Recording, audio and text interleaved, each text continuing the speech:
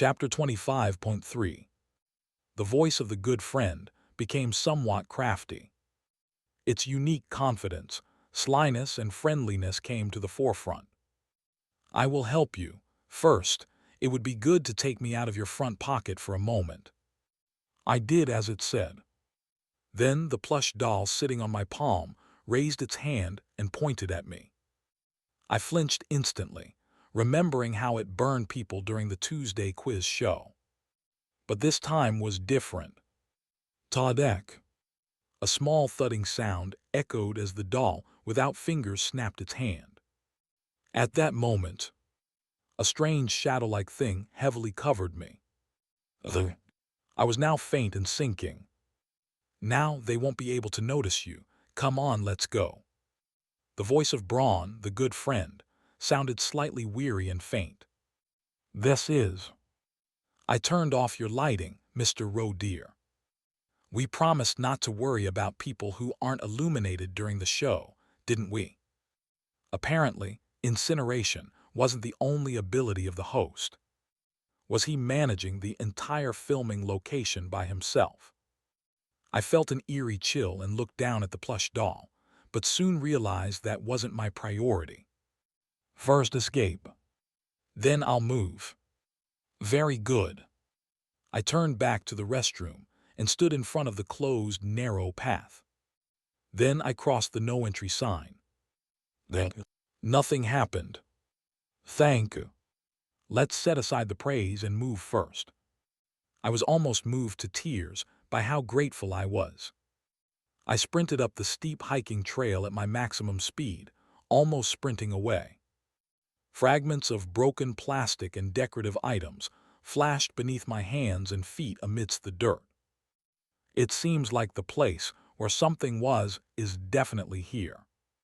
I pushed my speed even more. Upward, further upward. And finally, the end of the path appeared. Taku. I stepped forward and stood. From the top of the hill, I looked down below. It's a resort. A large-scale resort building was spread out next to the dark seaside. Did all famous franchise theme parks also operate such massive lodging facilities?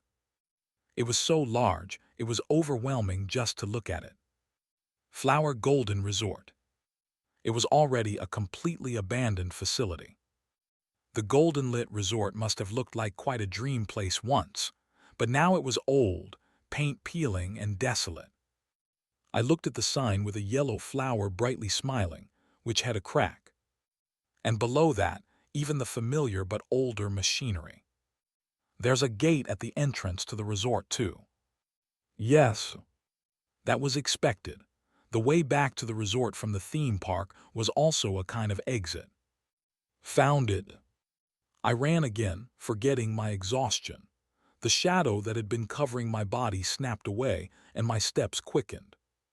But the gate here is off too. Can I use it? Of course.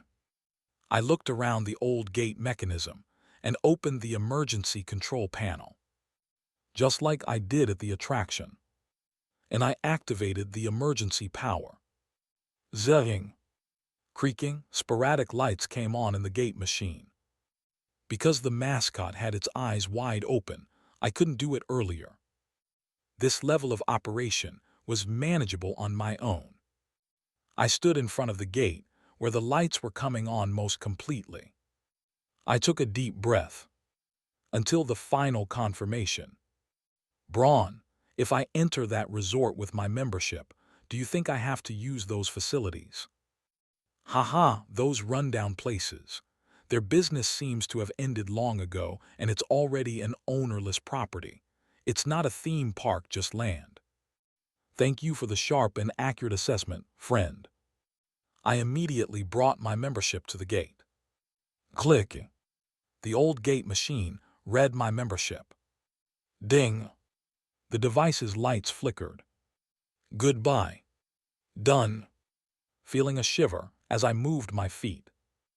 Goodness, they followed. I turned around. Far away, I saw a blue figure crawling up the narrow path. Mascot. It was the blue dragon. The mascot in uniform that I saw at the gate was approaching at a terrifying speed, then stopped. It's staggering. That Tusk. That mascot thinks it's the protagonist of a drama. Let's get out quickly. I felt uneasy. This is completely a foreshadowing of revenge. There's nothing good about being hated by a being from a creepypasta, right? I thought and rummaged through my pocket, finding something that was still left. Alice's picnic set cookie. It was this flat cookie item that I had never used before. I lightly threw the paper-wrapped cookie at the mascot. Mr. Roe dear, you are excessively kind. No. Anyway, I gave it to you, Dragon. As I confirmed that the mascot received the cookie in its hand, I crossed the gate. Goodchild. I escaped from the creepypasta. Amidst the world swirling around, I heard the faint voice of the good friend. Now I'm getting strength. I feel like I can move. I opened my eyes. I realized I was sitting in the conference room of Research Team 1 on the 17th floor, empty and dark, right in the middle of Seoul. I survived. I succeeded in escaping. Feeling an overwhelming sense of liberation stretching to the tips of my hair, I immediately stood up from my seat. Is no one here? A few hours had passed, so it seemed everyone had moved from the conference room. I thought of calling to let them know I had escaped. I looked at my wrist. Cheerful Fantasyland membership. The band was still there. What is this? And then it began to burn. In an instant, the form of the admission ticket disappeared. But something remained. Exactly where the admission ticket had been, there was a black inscription engraved on my wrist. Azocius. What the heck? After I finally escaped from that crazy theme park. Whoa crazy rose back. I was met with a warm welcome from my teammates who I ran into in the elevator. Turns out, the team had been in a panic and was even thinking of reaching out to one of the civilian survivors to find out what could have happened inside the ghost story. We were just trying to get some insight from them. Anyway, it's a relief you made it out safely. D-Squad's assistant manager spoke with a much brighter expression. What happened exactly? Why were you late? Before answering, I deliberately raised my hand so my wrist faced outward, massaging the back of my neck so they could clearly see the burn mark left by the membership. Azocius. Row. Oh, sorry, just really tired for a moment. Both Assistant Manager Yoon and Supervisor Park just nodded, acknowledging that after all that hellish ordeal, it made sense. That's when I realized. They can't see it. No reaction. That tattoo isn't visible to them. Not a great sign. After a short pause, I decided to speak. The reason I was late, well, actually, the power to the exit gate went out right in front of me. I waited, but when it didn't come back on, I had to find another way out. I deliberately left out the part where the regular admission band turned into a membership band. In this bizarre ghost story company, it wouldn't be wise to mention that something weird has attached itself to me. Let's also leave out the part about the talking plush doll. But aside from that, I explained everything in detail, so there shouldn't be any issues with recording the exploration logs and creating the manual. Wait a minute, so you went to the yellow zone but the gate there was off too, so you manually turned it back on by rewiring the circuit box. Yes. What are you? I'm just an ordinary road deer. Right, I guess. In any case, the atmosphere lightened significantly. Your points will be credited tomorrow. Don't be surprised. I heard the total might be close to 10,000 points this time. Awesome, right? Actually, the points they'd get would be lower since I made it out alive. The two superiors who seemed so busy worrying about my survival that they hadn't even had time to wash, yet looked at me and grinned. Honestly, I felt kind of grateful. It was even a bit touching, a warmth too good for this company. But someone was missing. Come to think of it, where's the squad leader? Assistant Manager Yoon averted her gaze. He got called by the team leader. Urk. It'll be fine. He'll just get scolded a bit. Honestly, if we're talking about the A Squad's Mantis mask, isn't it like he practically did that to himself? Well, it did seem like squad leader Lee got on the wrong side of the A Squad's leader. I remembered the teal duck mask glaring daggers at him. Even Supervisor Park was whispering now. Assistant Manager, is that actually true? What? That our squad leader has enough qualifications for the elite team, but keeps getting held back in D Squad because of his personality. Oh, it's probably true. Assistant Manager Yoon crossed her arms. But he's been like that his whole life. So people just let him be. It does seem like God is fair, considering that face with that personality. SHHH, he's a good superior. A lizard face with a lizard personality. Well, I could now somewhat understand and agree that he was indeed a decent superior. Especially since I'd just seen the worst kind of boss up close. And about Research Team 1 Section Chief. The head of Research Team 1, Kwak Yi-king, who had impulsively thrown his squad member into a ghost story and eventually got him killed. He really crossed the line. Apparently, he's now arguing that he was so startled himself that he accidentally sacrificed the researcher as a pawn. Even though anyone could tell it was intentional. Everyone from the exploration team present at that scene would remember it wasn't the case. The problem is, there isn't anyone willing to testify strongly for the deceased, gambling-addicted researcher. Just look at the state of our outspoken superiors. The A Squad's leader is totally fixated on our D Squad's leader, so much that she doesn't even care about Research Team 1 Section Chief. The expectation was that things would just get swept under the rug, with maybe a slight pay cut as the only consequence. Since this is a company where employees' lives are valued based on their performance, it didn't look like a department head would face serious disciplinary action over the accidental death of an expendable employee. Is this why Kwak Yi-king, the researcher, kept showing up in the dark exploration records? One wrong move and he'd be in deep trouble, but he seemed to be crafty enough to avoid it each time, slithering away like a snake. The Team D superiors clicked their tongues, saying that some of the creepy rumors about Kwak Yi-king must have been true. I hate the thought of having to keep working with that guy, but since he threw a fit this time, he might calm down a bit until the next quarter. Right, if he hadn't, he would have been fired by now. It was exactly the kind of complacency expected in a company where employees risked their lives for ghost stories. I agree to some extent, but honestly, it felt like Kwak Yi-king wasn't just trying to kill his own researcher but all of us. The researcher was just a pawn in his chaos. But thanks to everyone's safe escape, that part got blurred, leaving things a bit murky.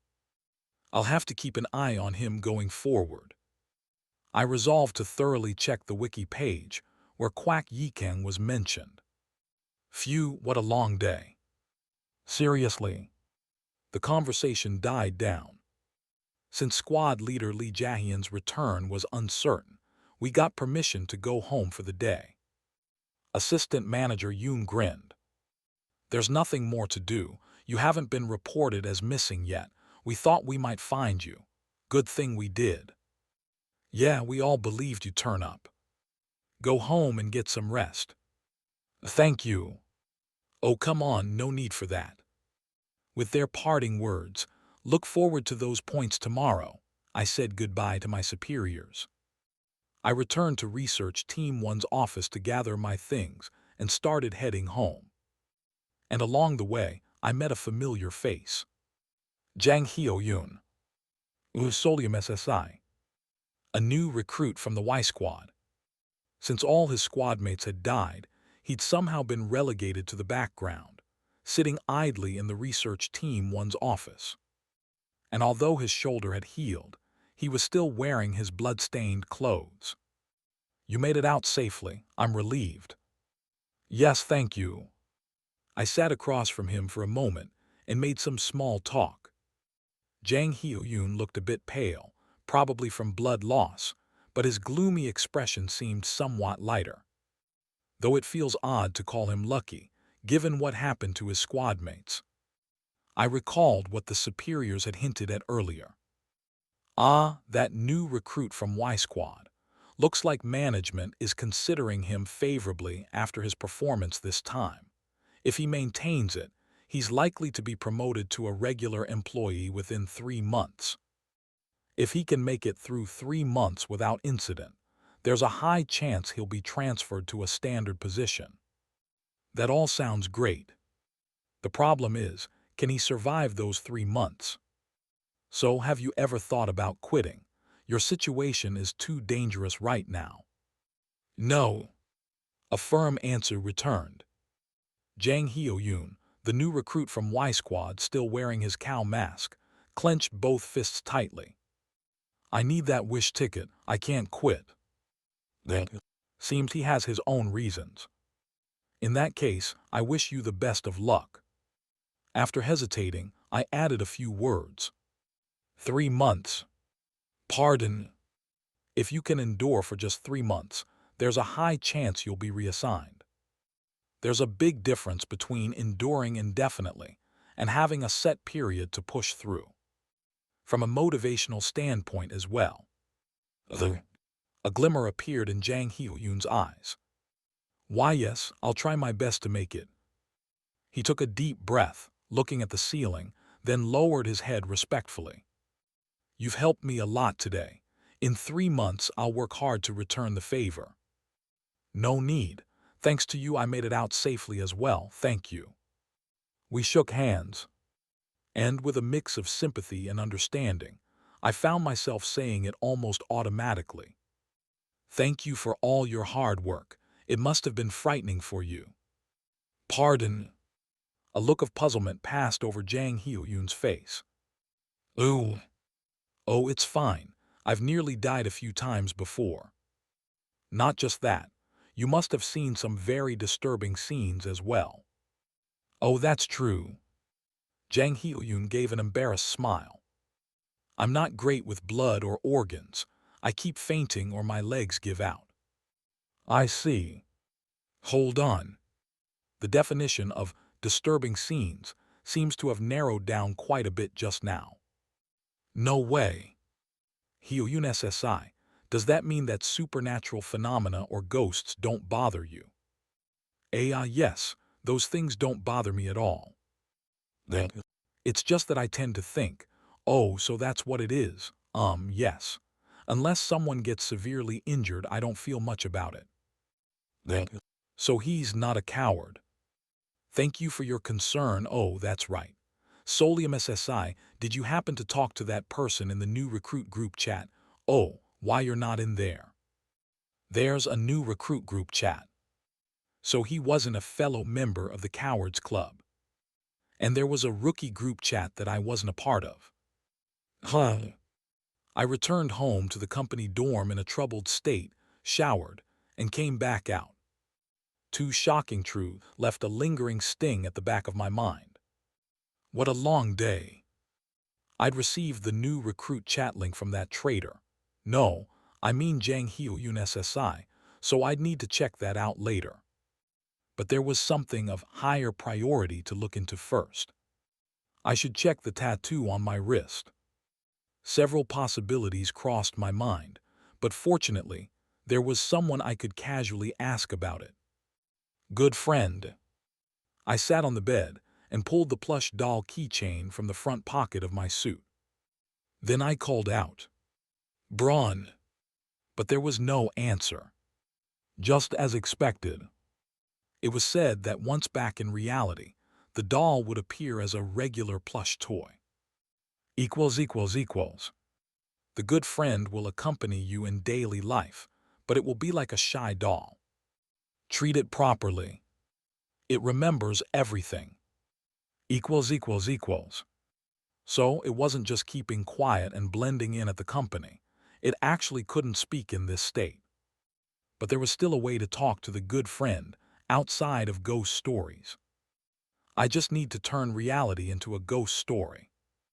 I recalled a method from the equals equals equals. Talking with the good friend.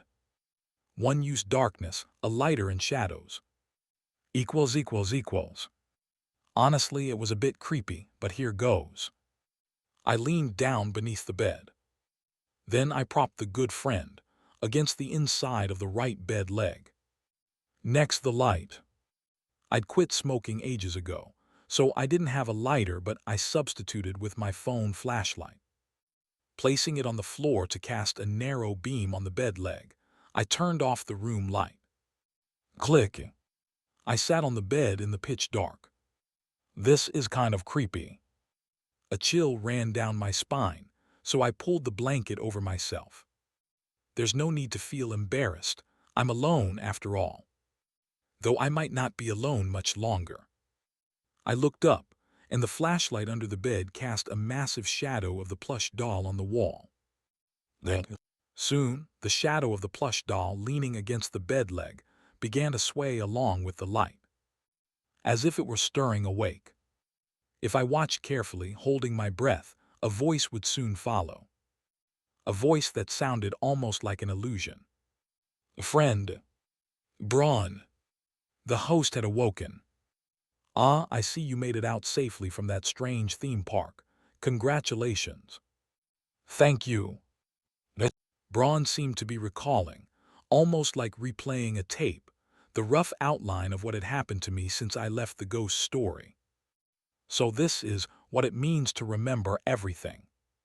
Right, you've clocked out, friend. Are you home to rest now? Oh, it's quite a cozy place. Thank you, sir.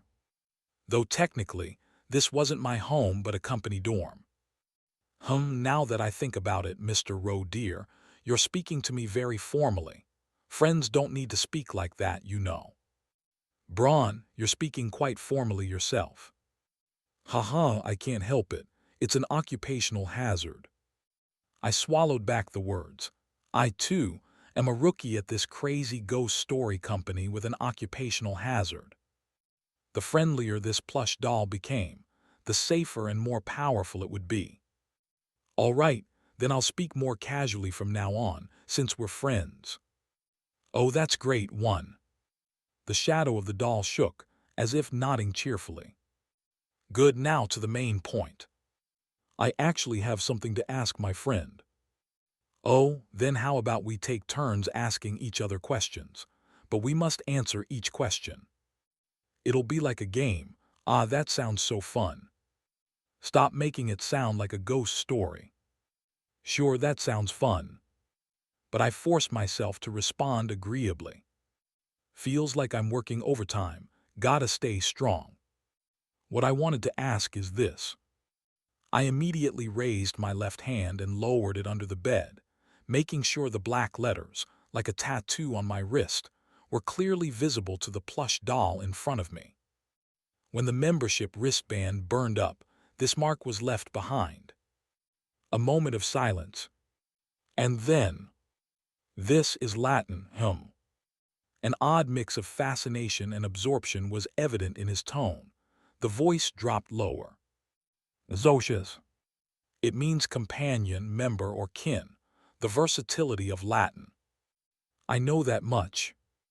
I'd looked it up on a dictionary app on the way back. The fact that the membership wristband had burned up, leaving behind a word meaning member, seemed fairly connected, but what mattered more was this. But other people don't seem to be able to see it. What do you think the reason is? Oh dear, it seems they all have poor eyesight. I can see it quite well. So creatures within ghost stories can see this. Glad you can see it. I rephrased my question. Then, what role do you think this mark serves? It's a mark granting you certain qualifications. Without hesitation, Braun responded in a cheerful tone.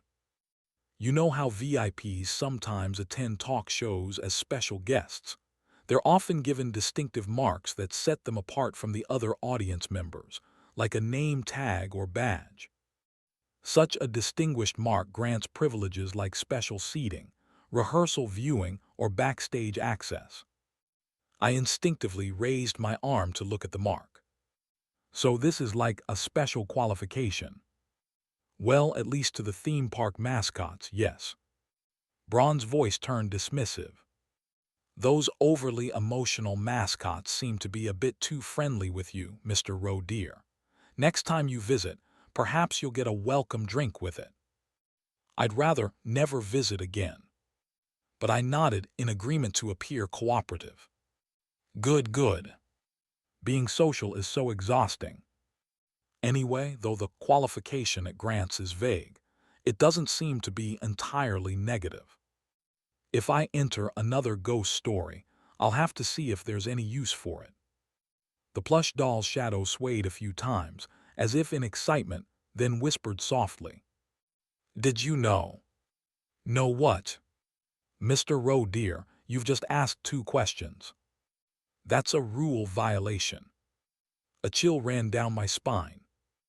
Ha, don't worry. It's often the charm of being close to someone to bend the rules occasionally, isn't it? Phew.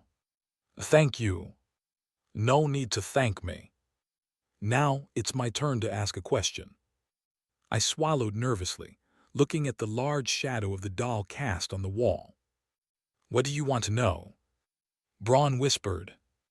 Who lives in the room next to yours? It was an unexpected question. And of course, in the next room here in the dorm. A colleague. Beeksahian. Are you close? Not at all. Just a work colleague. Ah, I see. Very well. Braun's voice became cheerful again. Friend, it's probably best if you don't pay attention to that work colleague living next door. Why? Because he'll drop dead soon. Note S. One Braun still continues to speak to Sialam formally with the Ko Supnida, Inu's speech level, while Sialam dropped formalities and is speaking to Braun without honorifics. It's a bit difficult to include this in English since there's no speech levels here, so just keep this in mind for now until it maybe changes in the future. Right arrow curving left. Beeksahian. You morons. If one eye is all it takes to escape, just do it already. My coworker, the one who caused that commotion on the subway. He's also a notable figure in the, and will probably keep leaving his mark on his way up to assistant manager. What, he'll die? Suddenly, a keychain plushie from a creepypasta just sentenced Beeksahian to death. Reflexively, I couldn't help but ask this question. Why? But I know a future where he's promoted up to assistant manager. Ah, it's a classic, really classic, Mr. Roe Deer. Have you ever seen movies like that? Movies? Yes, the kind with a serial killer in them. Ah, please. In popular media, there are certain typical targets who end up as victims. Blondes, college students, hitchhikers, or those wearing something like red shoes, these kinds of noticeable symbols. And do you know what the most classic and foolproof victim selection is? The shadow of the plush doll whispered. It's picking up something that belongs to the killer. The large black shadow cast on the wall pointed beyond it. Your work colleague picked up an item, and now he's going to die in a brutal way. Ha, seriously. Anyway, thanks for the warning. You're most welcome. As politely as possible, I told him that I needed to sleep for work tomorrow, and thankfully, my good friend gladly understood my situation. Goodness, it must have been a tiring day. May you sleep soundly and have sweet dreams. That seems unlikely. And you contributed to that disaster. Adios. The flashlight on my phone switched off on its own, and the large shadow on the wall disappeared. After a moment's thought, I grabbed a clean towel, made a soft little spot on the desk, and placed the plush doll on it. Hopefully, with this much courtesy, he won't come after me in a nightmare with a cleaver. Of course, I probably need to worry about whether I can even fall asleep and dream at this point. Hello? I turned the night light to its brightest setting and lay down in bed. Beeksahian. He's probably asleep next door by now. What exactly did he pick up? What sort of horrendous ghost story artifact did he grab for the plush doll next door to sense it through the wall? Is it the butterfly effect, or was it something that was already bound to happen? I thought back to what Beeksahian had done but even after searching through the wiki, I couldn't find any relevant information. Maybe that's not surprising. If it happened outside of work, it might not have been documented. Who? If I go knocking on his door in the middle of the night, he'll probably have a heart attack, won't he? Besides, I'm not exactly eager to voluntarily approach something scary enough to put me on a serial killer's target list. Honestly, he's not even the type of roommate I'd risk my life to warn. But now that I know, giving him at least a warning is the right thing to do. An indirect way to reach out. Got it. It also ties into what I was going to do next. I lay in bed and checked my phone messenger. Jang Hee-won, this is the rookie group chat. Please join using this link. Thank you, link. A colleague from Y Squad had sent it. With a sigh, I clicked the link. Field Exploration Team, Batch 17 chatroom. It was an open Kakao Talk chat. The reason for this setup probably had something to do with reducing the emotional impact when news of a death came through, as it wasn't linked to personal contacts. In any case, everyone used their names for their profile names, so identifying people wouldn't be a problem.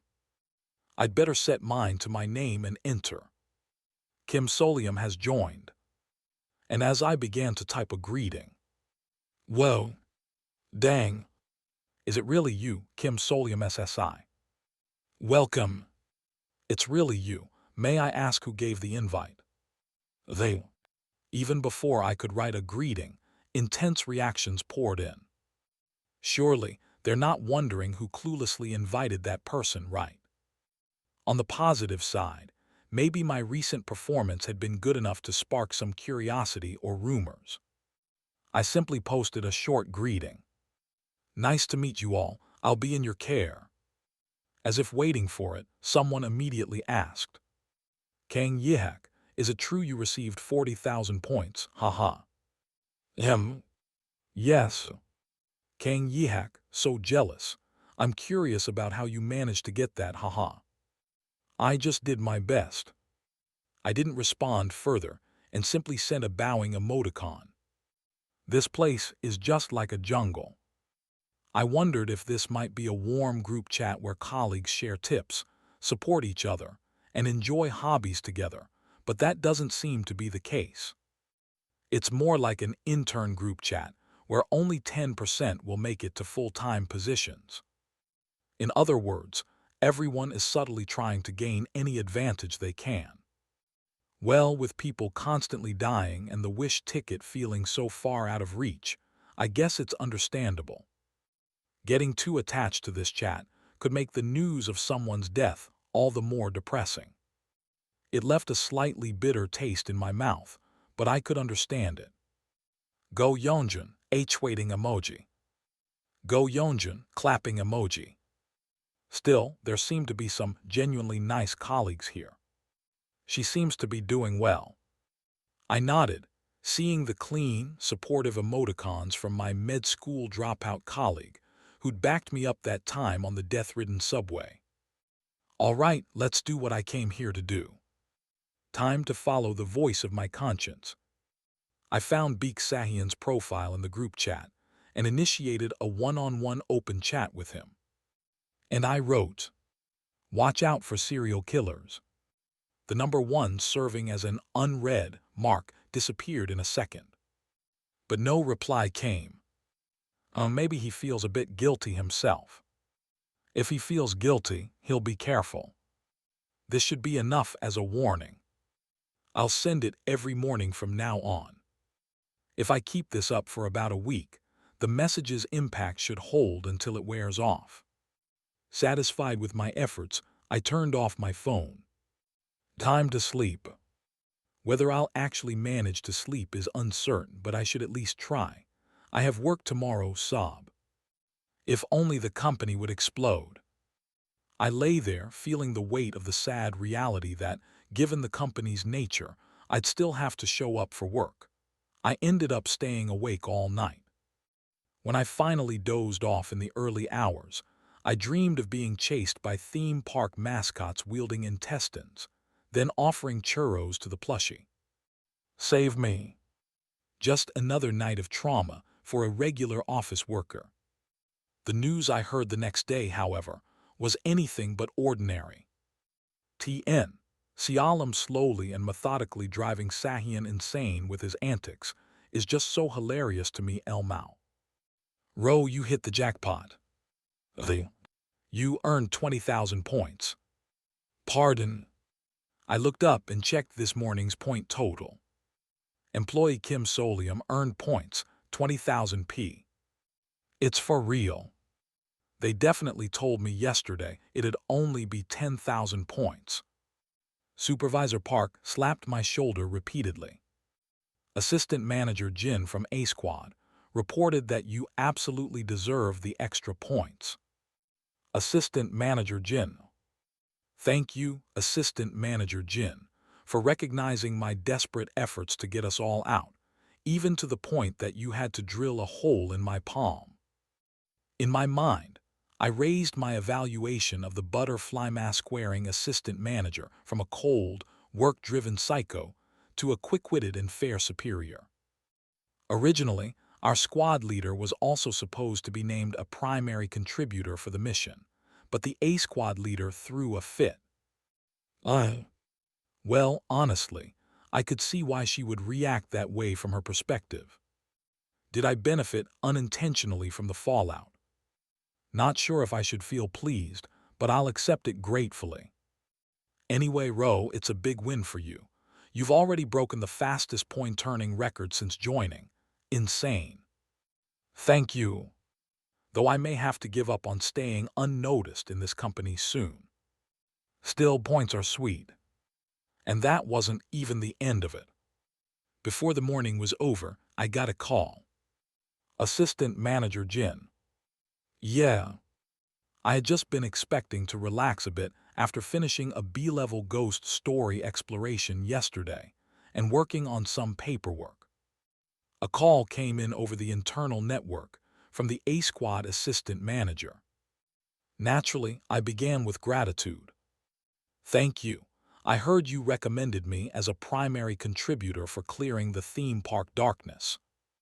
Things work best when the person who does well gets more points.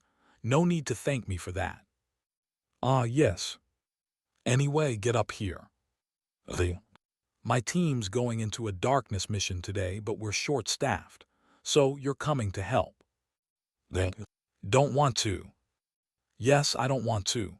I'm a poor rookie who nearly kicked the bucket yesterday. Would it hurt to give me a break today? Please hold on a moment. Assistant Manager Yoon, there's a call for you. Oh, what's up? Help me out here, dear superior. I tried passing the call over to my superiors in hopes of dodging it, but it didn't work. A Squad is short-staffed. Is this an A Squad backup call? I know.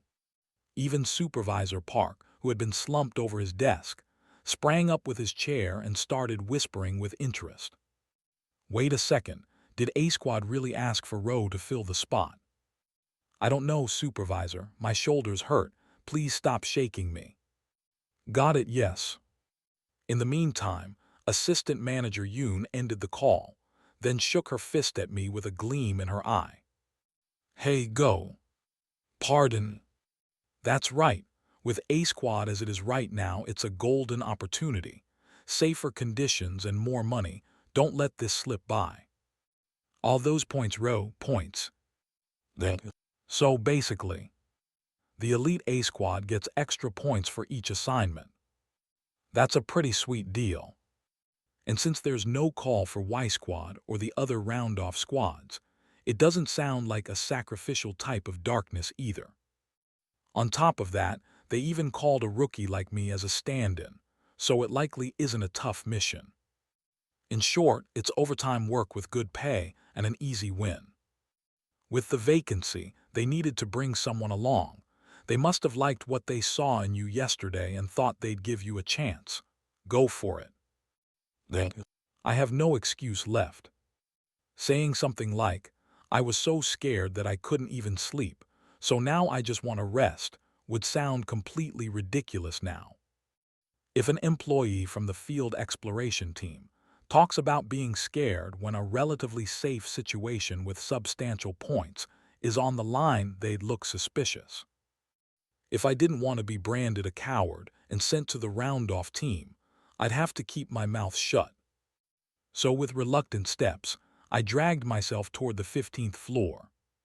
That's right, rookie spirit. It feels more like defeat than spirit, honestly. I trudged to the elevator, trying not to look too miserable. When I reached the top floor of the field exploration team, the 15th floor, and the doors opened, I was in for a surprise. There were no cramped desks or partitions typical of an office. Instead, it looked like a luxurious lounge you'd find in a hotel, with separate, private glass-walled spaces beyond, each marked with a staff member's name. My God! A personal office for each person. It was the kind of benefit you'd expect for executives. Is this some kind of motivation? Apparently, becoming an elite team member in the field exploration team granted access to private space like this. It's every office worker's dream. Just then, a familiar face stepped out from the glass door next to me.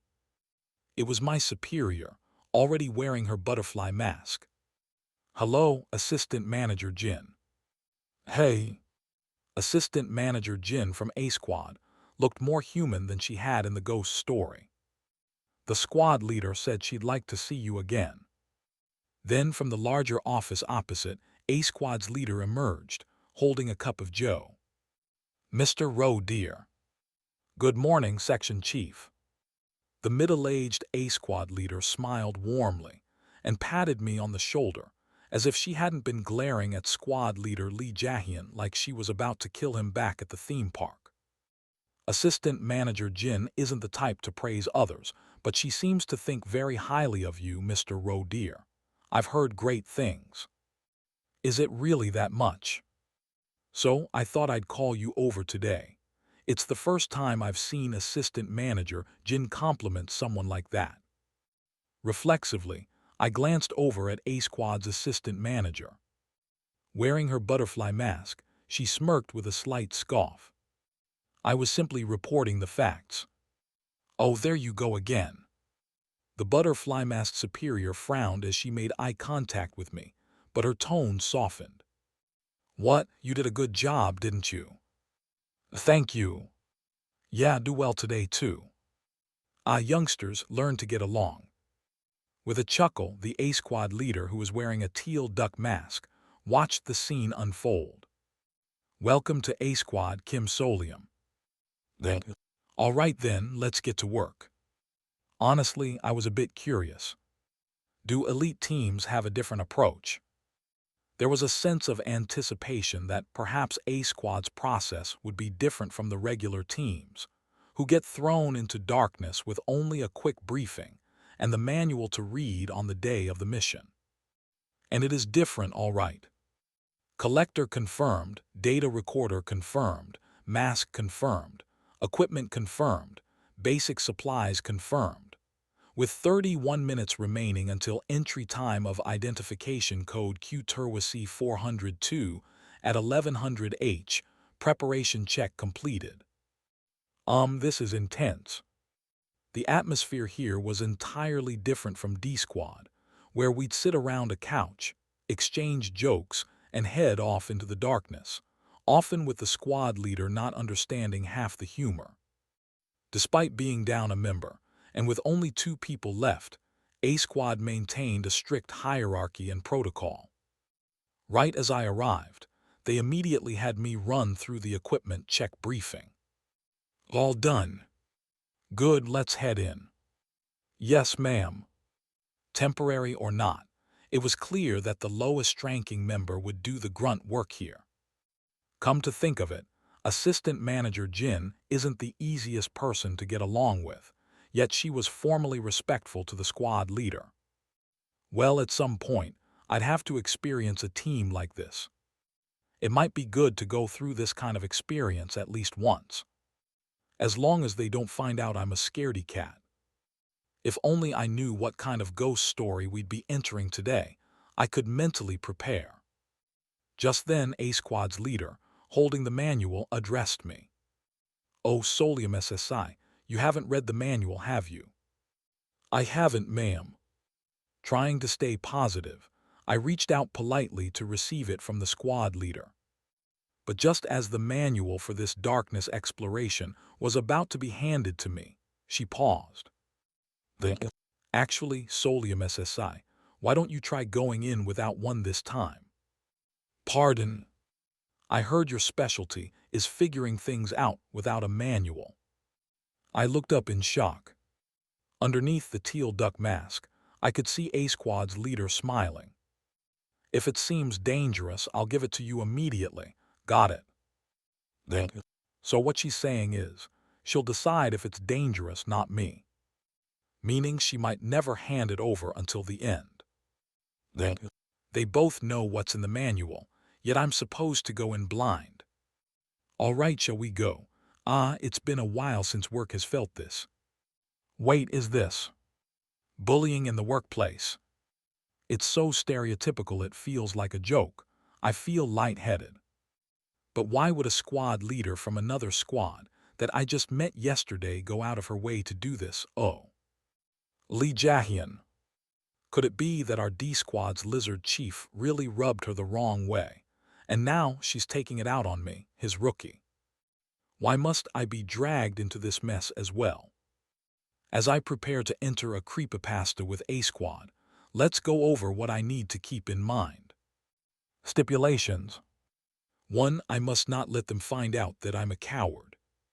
2. I must not reveal that I already know the correct strategy to use.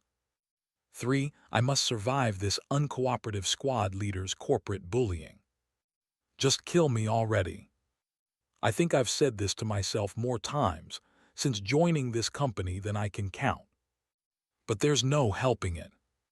It's my first time entering a creepypasta with a superior who actually wants to see me fail. Every day feels like a new kind of hell. And then there's the workaholic superior who would throw me straight into the cleanup team the second they find out I'm a coward. In other words, I'm entering a creepypasta alongside people who would rather hinder my survival than help it. Maybe the only way out is to scrape together enough points and use a wish ticket to escape from here. And the creepypasta we're entering this time is just as anxiety-inducing, filled with misleading clues. How does the place look to you? It seems like an abandoned factory, ma'am. A dark, oil-smelling abandoned factory. Do you know how many creepypastas in the involve abandoned factories? At least dozens. And even more if you consider ghost stories where locations change randomly, including abandoned factories. I was hopping to quickly enter the identification code into the search bar as soon as I could get a moment to myself away from the 2 A Squad members, but they didn't give me a single chance to be alone.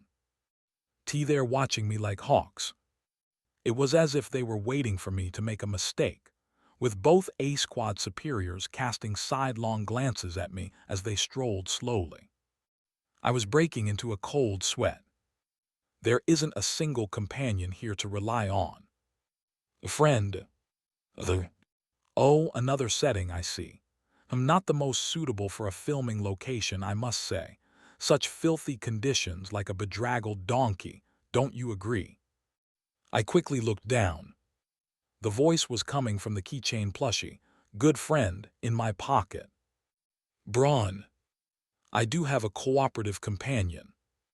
W8 were standing right next to my two A-squad superiors, and if you just start talking openly like that. Oh dear, are you worried our precious friendship might be disturbed? Fret not. Those who are not friends have no right to hear my voice. Who? So no one else can hear him talking. Now that I think of it, there were records of the good friend, only speaking to its owner. And it's also said to be able to pick up on the mood or surface thoughts of its companion. I felt somewhat reassured and tapped my pocket a few times. Haha, that tickles a little. I'm seriously gonna cry. This situation, where a creepypasta monster is my only source of comfort.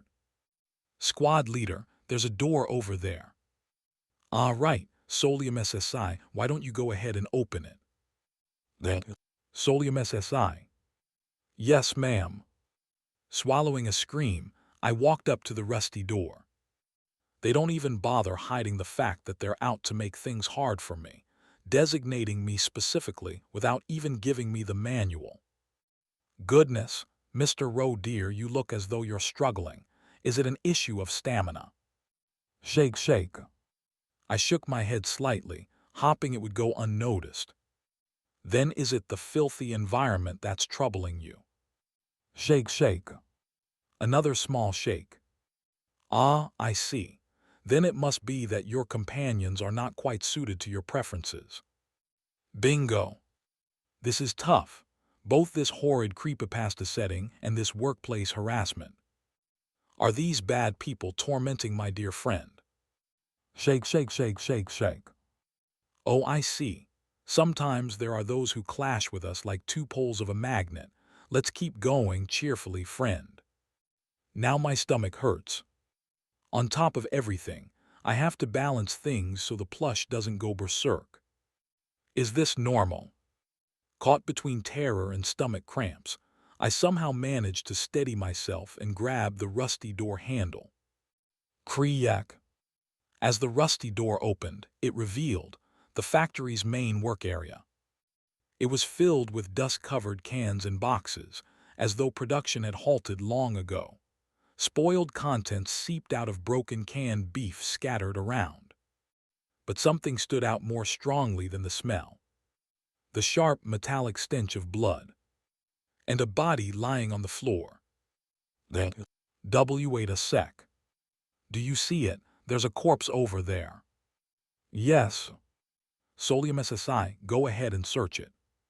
Yes. AAASKKK. The only thing stopping me from collapsing in tears was the comforting warmth of the keychain plush in my pocket. Abandoned factory, corpse, abandoned factory, corpse. I combed through the wiki in my mind, holding back an unbridled scream as I approached the body. The corpse was sprawled face down on the tracks, wearing a suit. A man in a suit, bleeding from the back of his head. He looked familiar, perhaps because he was around my age and wearing a suit. I'm going crazy. There was no way I could touch him directly. Without taking a single breath, I quickly summoned my special equipment, hovering my hands in the air to examine the corpse from various angles. Thank God it transmitted only pain and not touch, truly, truly a relief. Male, height estimated between the high 170s and low 180s, wearing a suit, with bleeding localized to the back of the head. It appears he was struck by something with a diameter over 10 cm. Him not bad, now flip him over. Yes, ma'am. Kim Solium will remember this moment. I glared at A-Squad's leader with all the strength I could muster, holding back a retch as I forced myself to flip the corpse over in one swift motion.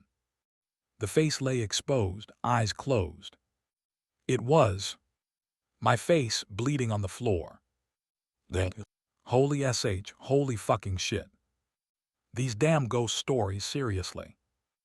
Oh, it looks exactly like Solium SSI, doesn't it? Could it be a trap? Squad leader, Maybe it's time to at least give him the basic manual. Oh sure, I suppose you're right. A squad's leader looked at me, seemingly weighing the idea, then finally spoke slowly, as if granting a rare favor. Solium SSI, you're inside a story.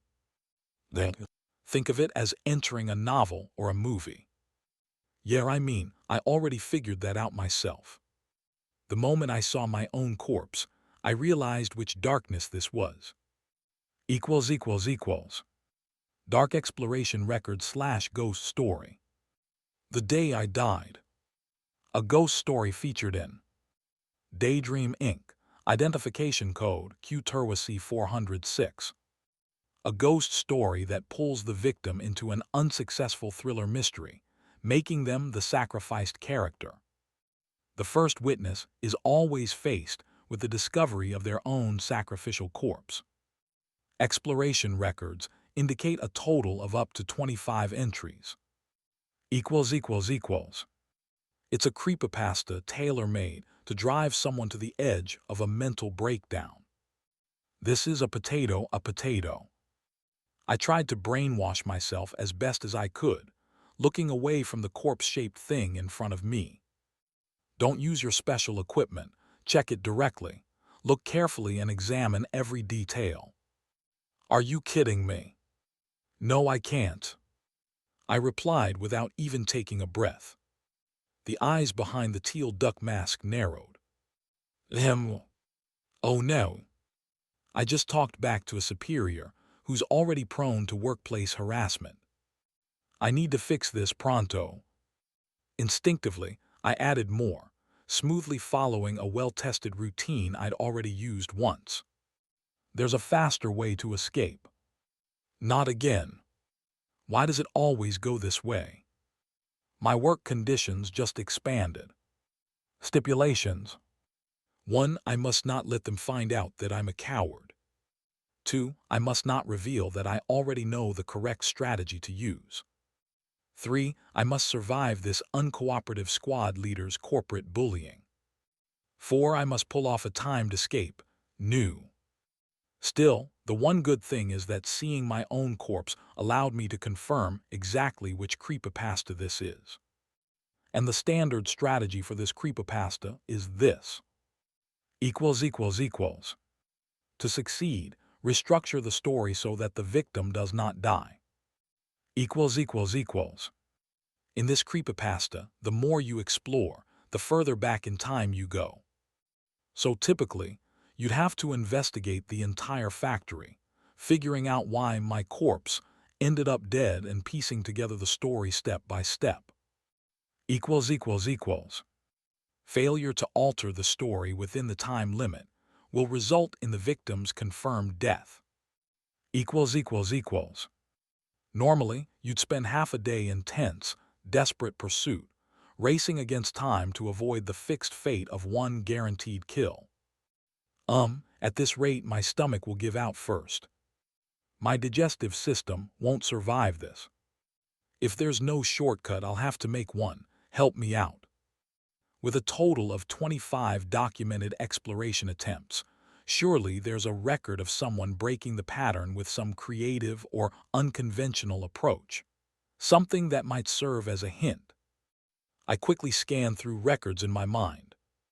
Let's see any unique experiences I can reference. Exploration Record 21. Entered by Assistant Manager Han So-yoon and 2 others. As soon as they entered the ghost story in the form of an abandoned lodge, the squad immediately recognized which story they were in. It was a widely mocked, failed thriller that became a meme online. Responses included ridicule, meme reenactments, bursts of laughter, and spoiler-filled derision. Result: the setting suddenly collapsed, transporting them to a different story, continued in Exploration Record 22. Testimonies indicate that crying, whimpering sounds were heard. Agu, is this a failed director's poltergeist or something? Even the fragile mentality is spot on.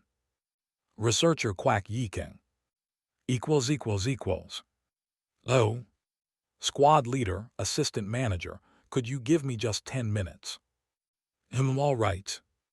First things first, I decided not to leave any room for interference from my superiors. If I wanted to avoid workplace harassment disrupting this, I'd have to handle everything myself, no matter how frustrating or unfair it felt. I just need to do it quickly before I throw up or scream. I swiftly used my special equipment to recheck the indentation on the sticky back of the corpse's head, oowug. Then I checked the footprints around the body, as well as the surrounding bloodstains. Why are you using your special equipment when you could just use your hands? Because handling it directly could damage the evidence. I thought this was the best approach to preserve the scene. I hadn't realized I had a talent for rapid-fire responses. Evidence? You sound like you're in a detective novel. It's not quite deduction, just a simple guess. And I stood up. I found it. What? The answer. Immediately, I surveyed the area. Naturally, I used my special equipment to do this remotely. Let's see here. In a shadowy corner, partially hidden but not entirely, in a place that would be easy to overlook if you weren't paying attention. There it is. I pulled out a cylindrical object from a musty corner under the shelf. That's a can of food. Yes. There are cans all over the place here, though. Yes, after all, this place does seem like an abandoned canning factory. But this one was different. The can I picked up had a slightly dented edge with bloodstains on it.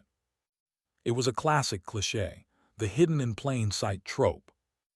Who, Mr. Roe dear? If this were a mystery story, this would be the decisive evidence. The shape matches perfectly with the wound on the head. Exactly. This matches the indentation left by the blunt force trauma on the back of the head. Ah, classic. The weapon was just an everyday object in the background that no one noticed. This is the structure of a typical work of fiction. Right. Anyway, A-Squad's assistant manager seemed to accept this, nodding. So that's the weapon then. Tug. I let the potential weapon, the can, drop to the ground. Then I stomped on it with full force, crushing it hard. The. I tilted my head to the side. There's no way a human skull would be damaged by something with this level of force. It doesn't add up. Tremble. At that moment, the space around us shook slightly. But no matter how you look at it, it seems like they were struck with a can. That's what I'm saying. I nodded, as if just realizing something. Oh, this can is aluminum. So what? Typically, cans are made of steel. A frown. Why would canned goods be made from aluminum like a drink can? Could it be? Intriguing. I intentionally paused for dramatic effect. A plat hole. Rattle. At that moment, the cans around me began to tremble slightly. But I ignored it and continued muttering to myself. That's certainly possible. After all, we encounter drink cans more often than canned food, so it wouldn't be too surprising if someone accidentally used the wrong material and labeled it as aluminum. Hoo. But then, I stopped talking and gave a small, mocking laugh. But hey, no way. Solium SSI. Anyone could look it up with a quick search. No one would make such a basic mistake. Tricks are the most crucial part of any work of the mystery genre. They shouldn't be so sloppy. When you think about it, a murder happening in a canning factory with a can as the weapon is way too predictable, don't you think? I actually meant this. It lacks freshness and surprise. A writer with any sense wouldn't try to pass this off as their big plot twist. Oh, I agree. The space began to shake more violently. Honestly, this is so poorly done. I finished with a bored tone. Even an amateur wouldn't write something this sloppy these days. Boom. After a brief pause, pop, pop, pop, pop, cans exploded all around us. What's happening? The space seemed to weep as it melted away, dripping like tears from all the ruptured cans. And then everything vanished. Just before the last remnants disappeared, there was the sound of someone sobbing, their cry filled with agony. The next moment, we found ourselves back in the familiar, luxurious lounge on the company's 15th floor, covered in exploded canned meat. Then, we got out.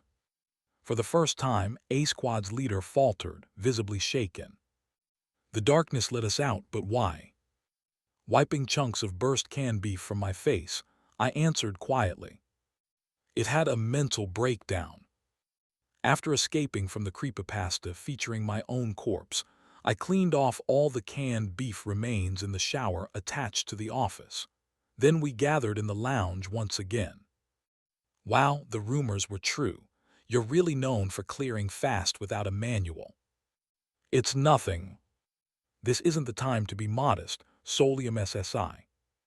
The A Squad's leader, having checked that the Dream Essence collector was filling with yellow liquid as expected, turned to look at me with admiration in her eyes. How did you reach this result? Yes, I knew she'd ask this. I clasped my hands behind my back and took a formal stance, ready to present as if in a lecture. It was my defensive stance, to avoid getting nitpicked for any signs of fear or incompetence in case my supervisor's workplace harassment tendencies decided to flare up again. I followed a standard deductive process. First, since I was repeatedly told to examine the corpse and survey the surroundings, I deduced that the corpse was likely central to our escape. Of course, it was probably just an excuse to make things harder on me, but the method with which you present your facts is everything. And since you mentioned this was a story, I figured it was a narrative where someone ends up as a corpse, meaning it had to be a murder mystery, either a film or a novel. So, I guessed that preventing my own death would be the standard method to clear it. I shrugged. But that would take too long. Since you called me up for this, I wanted to finish it, preferably by this morning. A Squad's leader looked at me with a face that practically said, "What on earth are you talking about, rookie?" But honestly, a bit of eccentricity is better than fear, isn't it, Section Chief? So I looked for a shortcut. And how did you do that? There were hints. I looked at the two of them. In the way both of you acted. You'd read the manual, hadn't you? I noticed that your actions were giving me clues. Like how you kept pushing me to observe the corpse. If those hints were intentional, then there were probably even more subtle hints you weren't aware of. I recalled the most crucial clue. Right, Solium SSI, why don't you go ahead? Solium SSI. When we entered the darkness, you called me by my real name. Normally, in creepypastas, it's a strict recommendation not to use real names but to stick with nicknames derived from the masks. There's a risk that real names can be exploited in harmful ways.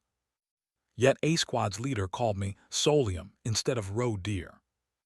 If someone as experienced and elite as her did that, there could only be one reason. She already knew it would be safe.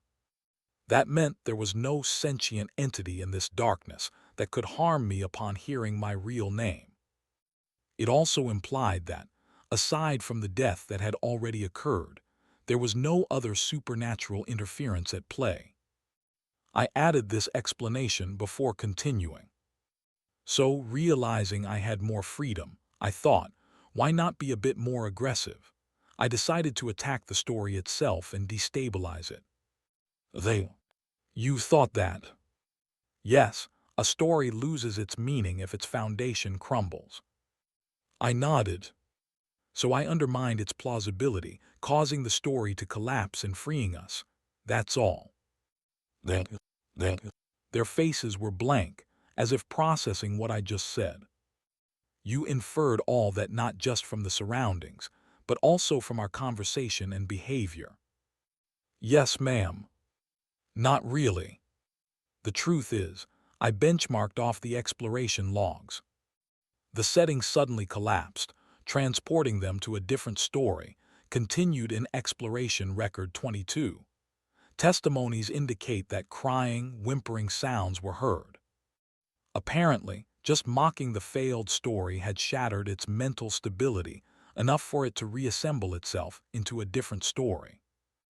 I figured that if I just steadily dismantled its logic and insulted its creator's self-esteem, the whole thing would unravel, new story and all. And it worked. Yay. Just then, A Squad's leader looked at me and slowly spoke. You explained this, very casually, Solium SSI. Whoops. Well, it's not exactly the standard method. You could call it a shortcut if you'd like. Did I step on her toes? I quickly added, dropping my head apologetically to show remorse. Hopefully, it would look genuine enough. Of course, I'm prepared to accept any reprimands. Yes, please, just let it be a scolding.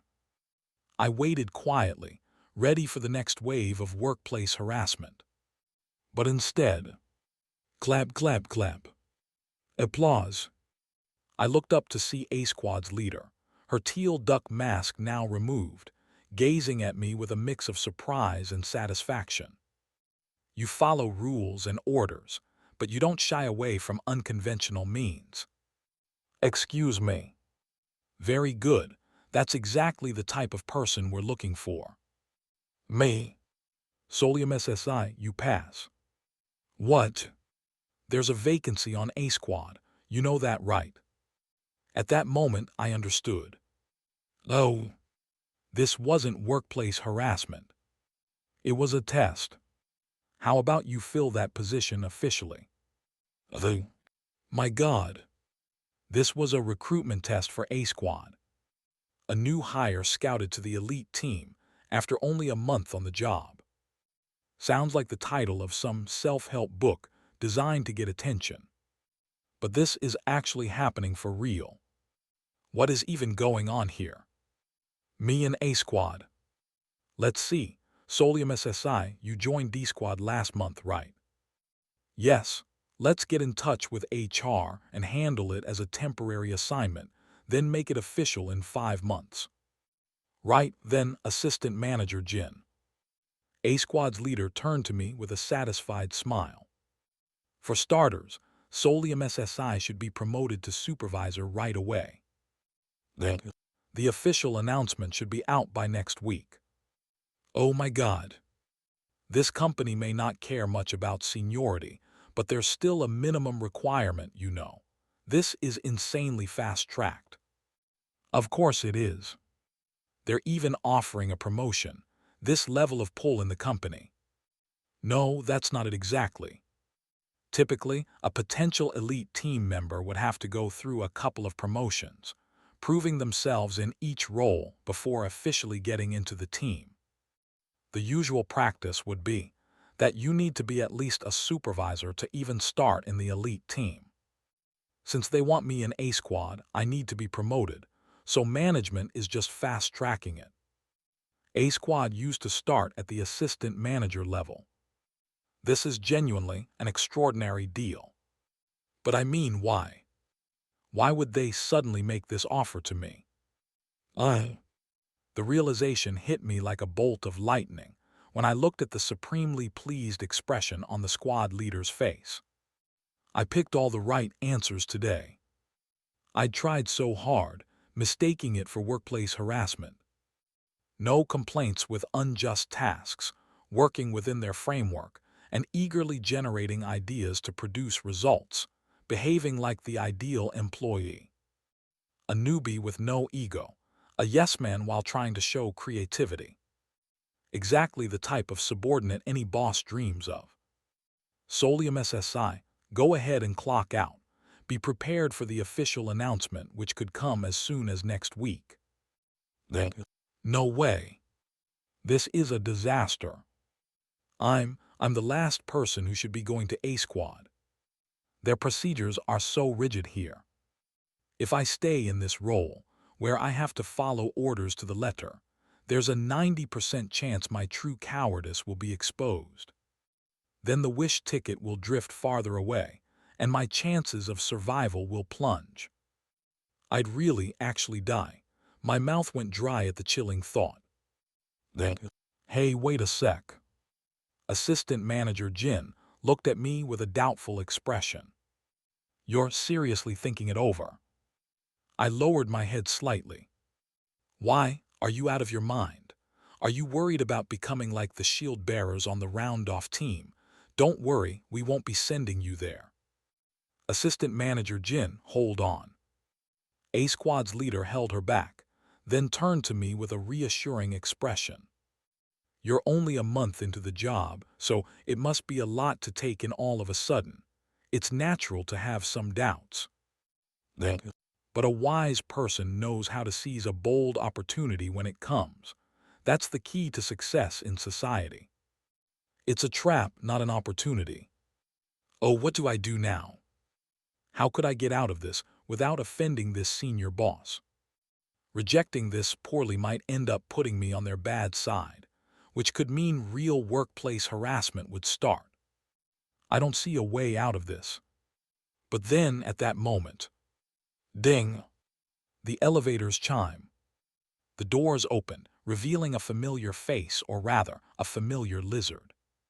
Squad leader, Section Chief Lee Jae-hyun, who'd been called to see the team leader, stepped out. The slits of his lizard eyes met the gaze of A Squad's leader. Section Chief Lee Jae-hyun, Section Chief Baek Seok-ju. Lee stared blankly at A Squad's leader. I was told to apologize to you, so I apologize.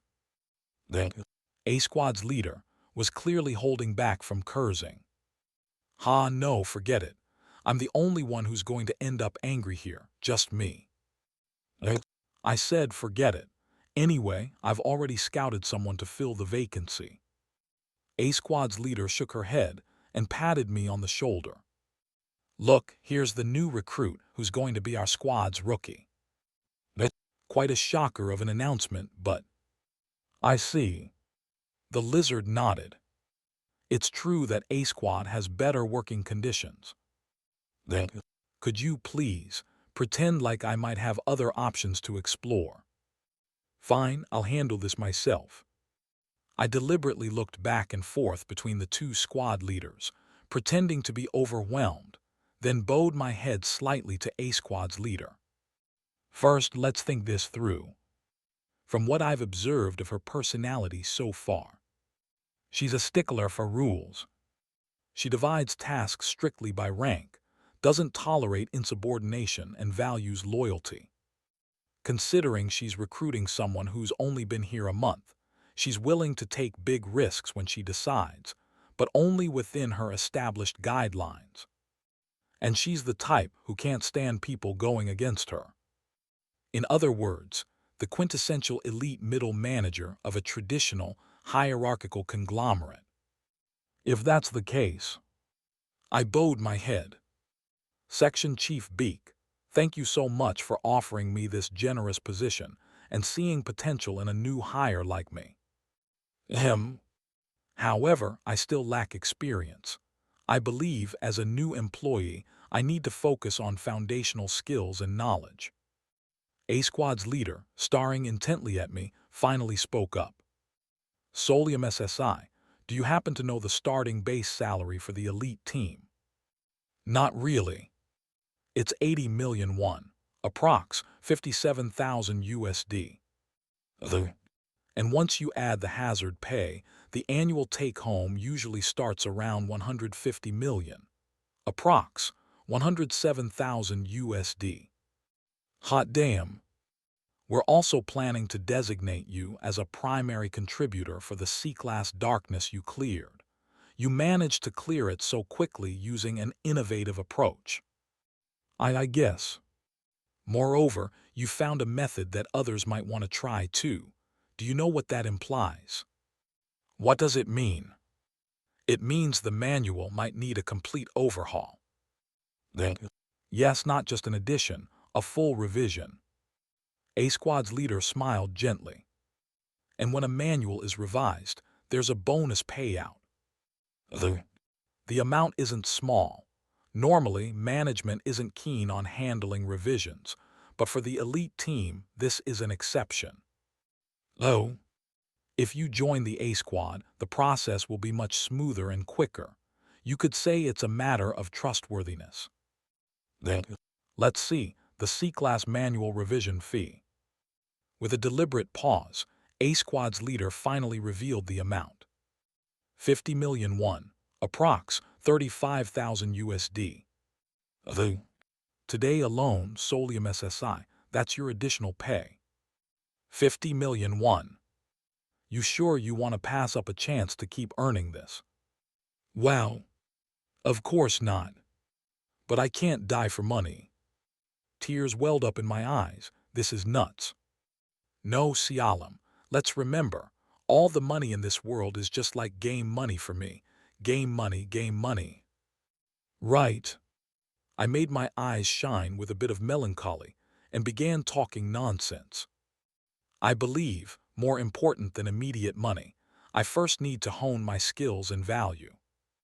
This was insanity. The reason we hone skills and value is to earn more money, so why am I rejecting it? But I kept rambling in a way that perfectly aligned with a 30 years ago corporate manager's mentality. Our ancestors used to say that it's worth even buying hardship when you're young. While I don't fully agree, I think there's a reason that saying exists. Assistant Manager Jin from A Squad looked at me as if I'd lost my mind. But it seemed to resonate with the top boss. Ahem. A Squad's leader looked thoughtful. She narrowed her eyes at me, then sighed and nodded. Fine, if that's really how you feel, I suppose we can't push it. Wahoo! I thought you were a smart guy, Solium SSI, but maybe you're a bit more naive than I'd assumed. How are you going to make it in this harsh world? Perfect. The tone was slightly chiding, but since it's coming from her, it was practically a compliment.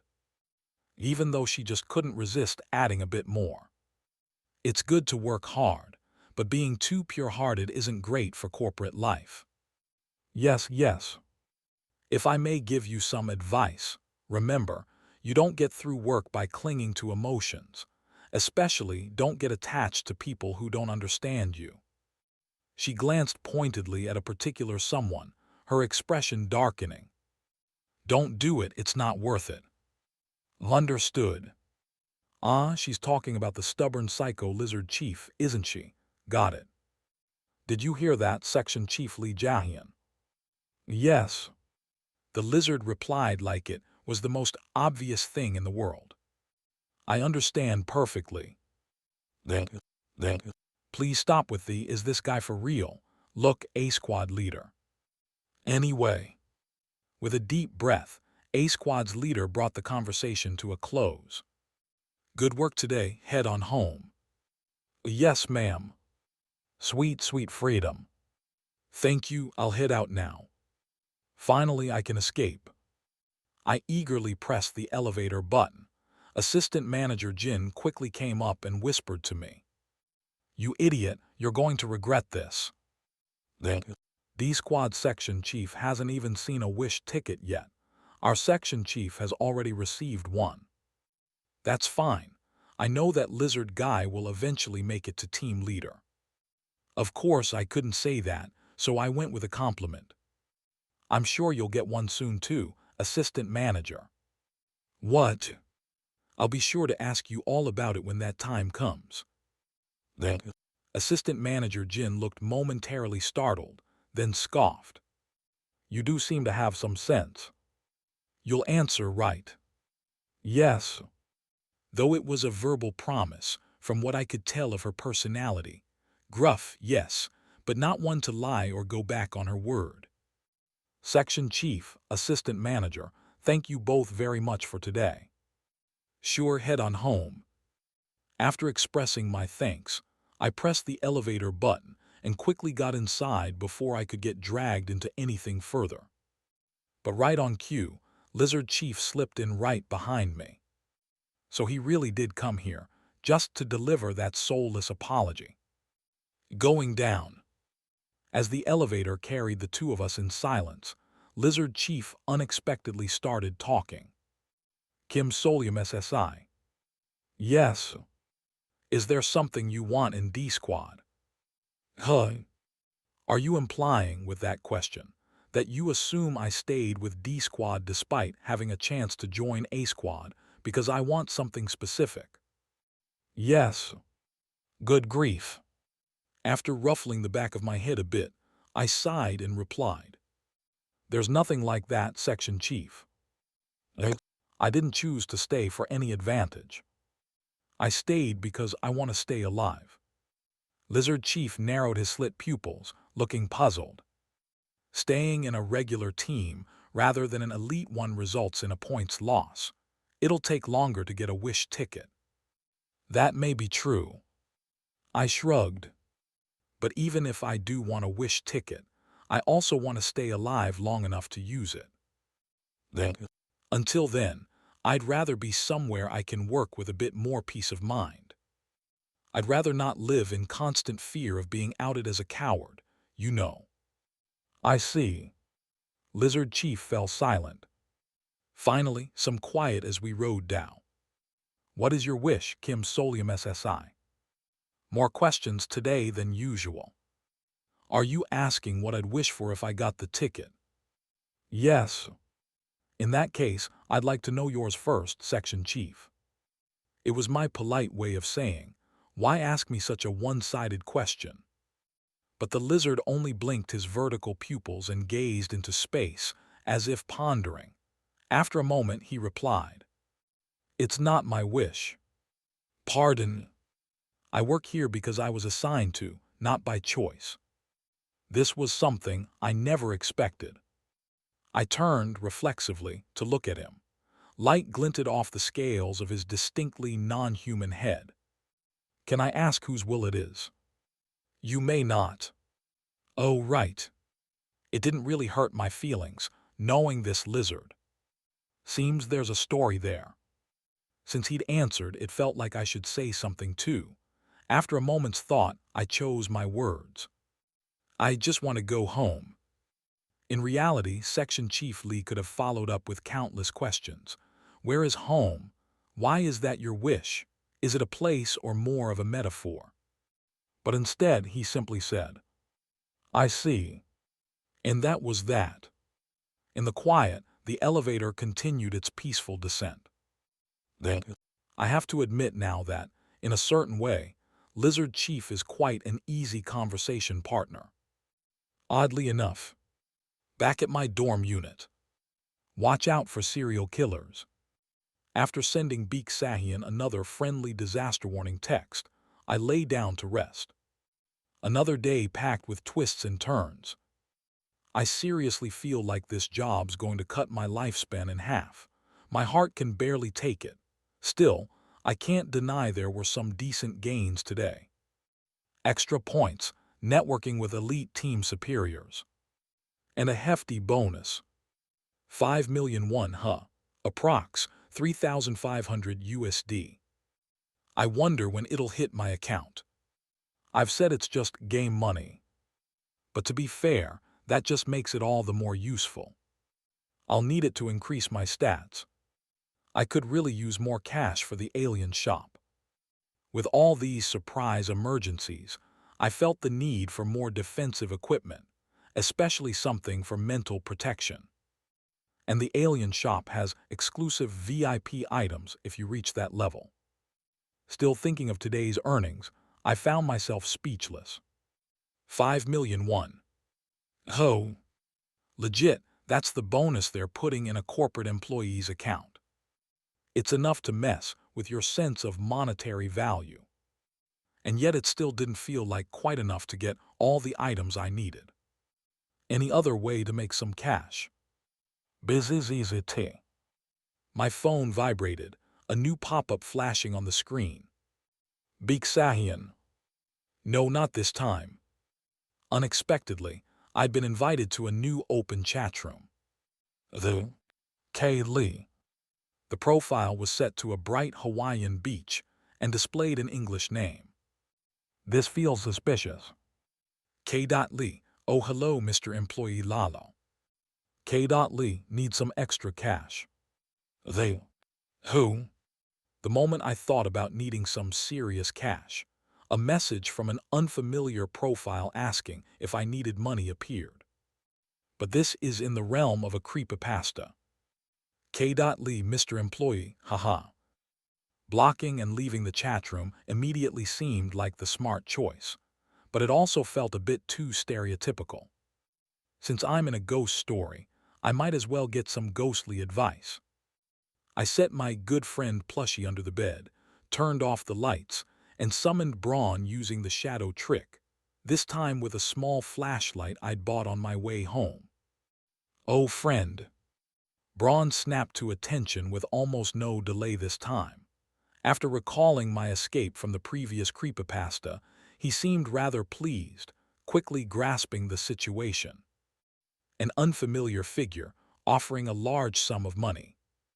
How suspicious, but isn't a touch of curiosity beyond suspicion the very essence of a show? Especially if it's accompanied by some sparkling gold. Despite the plushie sounding like a dopamine junkie, his reaction assured me that this wasn't a creepypasta-related phenomenon. In that case, I typed a quick question into the chat. Kim Solium, may I ask who this is? The reply came instantly. Honestly, I was expecting something vague like Elmao just a friend tilde, but instead, he gave a proper introduction. K. Lee. This is Assistant Manager Lee Kanghyun from the C-Squad, haha. The C-Squad. Another elite team. Why would they reach out to me, and why would he reveal his identity and rank so openly? K. Lee, heard you turned down A-Squad's offer today. Lalalalo. Crap. K. Lee, wow, gutsy. I've never seen such a capable rookie Lalo. K. Lee, sure, you turned it down this time, but who knows, next year you might end up on another elite team, moving up right after promotion to assistant manager. Could be you, Law. Is he using some sort of speed typing device? Sentences poured in like bombs before I could type a single word in response. I quickly pulled myself together and managed to reply with one line. Kim Solium, it's very nice to meet you, Assistant Manager Lee Kanghyun. K. Lee, no need to be so formal. If we run into each other at work, let's grab a meal sometime. I know a great charcoal grilled chicken place nearby, haha. K. Lee, oops, too chatty, aren't I? Anyway, the reason I reached out. The mood shifted. K. Lee, you need cash, right? Then K. Lee, it must be about time you're wishing for some extra funds. Right before promotion, those with potential are often looking for ways to acquire personal items. Law. K. Lee, heard you already have your own special equipment. Bet you're scoping out ways to get your hands on more gear, right? I don't need anything like that. Just checking out the alien marketplace I already knew about. K. Lee, it all costs money, doesn't it, haha? K. Lee, no need to waste time and money buying meals or drinks for seniors when you can hear it straight from me, haha. Kim Solium, I appreciate the offer, but may I ask why you're telling me this? K. Lee, because I want to get closer, haha. Could you at least try lying more convincingly? K. Lee, curious, haha. I hesitated for a moment. Goodness, Mr. Roe dear, I can smell a cheap salesman from these words. Hardly someone who'd appear on a reputable channel. But cheap things have their own uses, if you play him right. I typed out my response. Kim Solium, no thanks. The K. Lee. K. Lee, oh, wow, Mr. Employee. You've got a sense of humor. That's fitting for someone breaking records for rapid point accumulation, haha. Kim Solium, I'll just ask my section chief instead. Kim Solium, have a good night, sir. K. Lee, sit gist. K. Lee, hey, wait just a minute. K. Lee, not a cousin of Section Chief Lee Jahian, are you? You've got the same attitude. You might as well just curse at me directly. In any case, since he didn't know my personality well, my bluff seemed effective. He hastily fired off more messages. K. Lee, hey, I am not charging for this, just hear me out. I swear I don't make these offers often. TT. Messages came pouring in, with a steady stream of taps going da-da-da. K. Lee, link. Along with a link to some web page. K. Lee, if you need seed money or items, just go check this out. You can put me down as your referrer, Howyub53, just type that there and it'll work. K. Lee, you don't have to, of course, but since I referred you, it'd be nice if you could juice. Follow conscience, la la la la, you get what I am saying, writ. Ha ha ha ha. K. Lee and PLS, keep this between just us. Shy emoji. A template.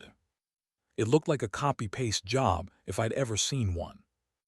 K. Lee, anyway, remember who gave you the tip, okay? K. Lee has left the chat room. If he was worried about getting in trouble, why reveal his identity? Maybe he wanted me to feel some sense of obligation. I started typing, what kind of site did you send me, sir? But then erased it. Based on what he said about shopping, it seems like some sort of e-commerce site. It wouldn't hurt to explore alternatives to the alien shop, and his wording was intriguing. Seed money, huh? It seemed like it might offer a way to earn some serious money. Is this some kind of exclusive gambling site? Regardless, there was only one way to find out. After safely running a security check to verify the link, I cautiously clicked on it. The screen of my smartphone went pitch black, and text slowly appeared. Salmon.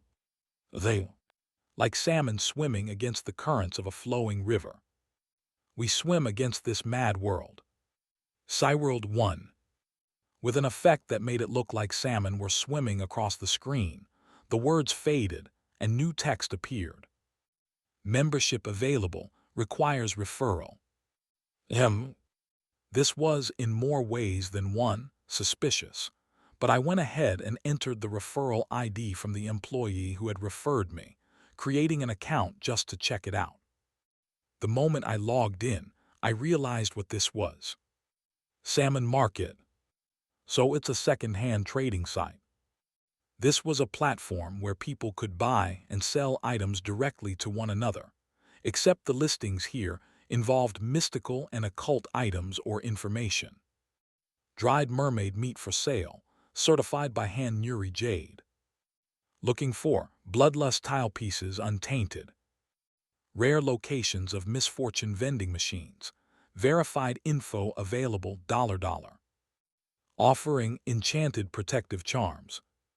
As I clicked around, I quickly got a sense of the site's nature.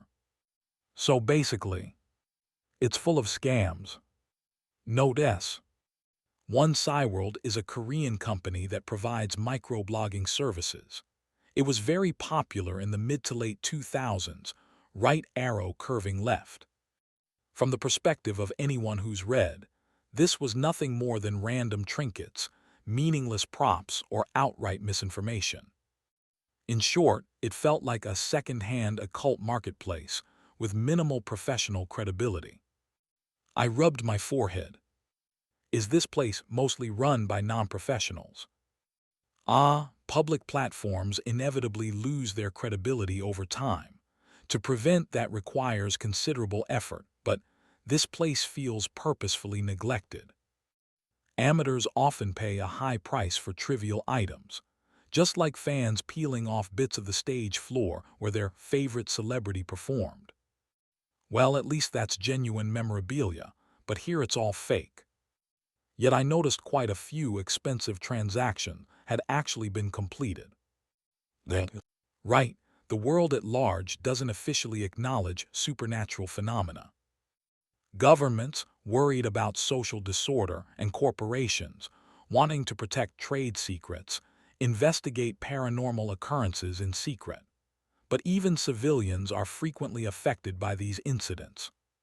There's no doubt urban legends and personal encounters circulate within society, so it makes sense that a site like this exists.